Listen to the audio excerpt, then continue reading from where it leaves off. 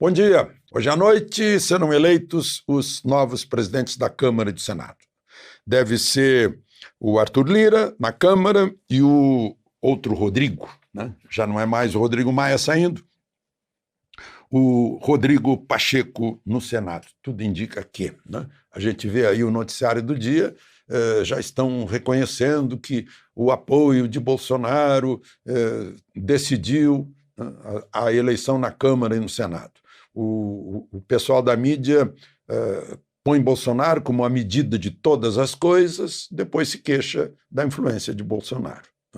Até o jogo no Maracanã, o Bruno Covas fechou São Paulo, foi para o jogo no Maracanã, vestindo a camisa do Santos, e o time de Bolsonaro ganhou o jogo. Bom, mas enfim, estranho, né? Porque a partir de hoje a Câmara, o Senado e o Supremo voltam a trabalhar depois de um mês de férias. Lá no Supremo não foi exatamente, ficaram alguns ministros na tentativa de atrapalhar o Executivo, né? Agora eu pergunto o seguinte, na isonomia entre os três poderes, por que a Câmara e o Senado e o Supremo, a Justiça, têm férias e o Poder Executivo não tem? O Poder Executivo continua trabalhando. Por que eles não podem continuar trabalhando? Está aí, o orçamento deste ano ainda não foi aprovado, sequer formaram a comissão de orçamento, uma comissão de 11 senadores e 31 deputados. Comissão de orçamento tem 30 medidas provisórias, Rodrigo Maia parece que fica sentado em cima das medidas provisórias até que elas caduquem, que elas vençam e percam a validade, né? Tem 12 medidas provisórias de urgência, inclusive privatização da Eletrobras, inclusive uma que trata de barateamento da energia elétrica lá num fundo, né? Tem outra que trata da participação do Brasil nesse consórcio de vacinas, consórcio internacional de vacinas, esse COVAX. Então, por quê? Porque ficaram o tempo todo, nos últimos meses, só tratando da presidência da Câmara e do Senado. Só isso. Os interesses do povo brasileiro, até o auxílio de emergência, né? Mas principalmente o orçamento deste ano,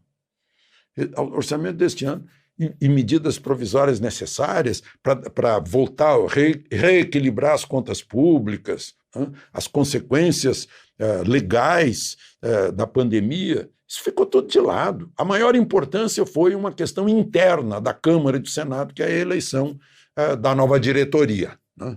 Da nova mesa diretora de ambas as casas. E lá no Supremo parece que o interesse dos que ficaram era correr atrás do governo para atrapalhar, pedindo informação a toda hora, atendendo a pequenos partidos que não têm grande significação no eleitorado, portanto, não tem muita representatividade, mas tem um ministro do Supremo que tem a maior alegria em atendê-los para atrapalhar o governo. Foi isso que a gente viu, enfim, retomada dos trabalhos, né? Tomara que tratem do que é de interesse do povo brasileiro. E muita gente aí comentando, né, que Rodrigo Maia fica sem o DEM, porque ele provocou uma saída, né, radicalizou contra o presidente da República, que tem muita simpatia dentro do DEM.